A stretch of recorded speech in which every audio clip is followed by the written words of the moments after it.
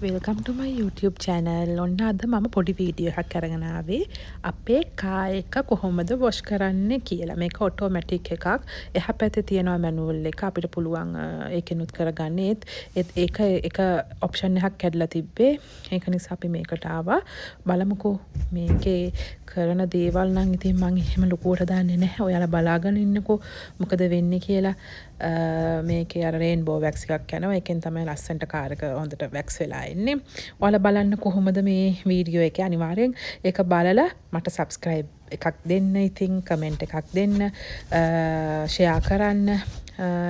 ඉතින් මෙන්න මේ වගේ තමයි ඉස්සරෝම අර එතන තියෙනවා බාස්කට් එකක්, ඒකෙන් අරගෙන මෙහෙම චුට්ටක් අපි අතුල්ලන්න ඕනි. අපිට ක්‍රෙඩිට් කාඩ් එකෙන් හරි ඩෙබිට් කාඩ් එකෙන් හරි කොයින්ස් වලින් හරි අපිට ඒක පේ කරන්න පුළුවන්. මෙතන තියෙනවා ඒකට අවශ්‍ය සල්ලි ඕන්නම්, කාසි ඕන්නම් ඒක මාරු කරගන්න පුළුවන්, එයා ෆ්‍රෙෂ්නර් ගන්න පුළුවන්, ඒ කොයින්ස් දාලා ගන්න පුළුවන් හැමදේම.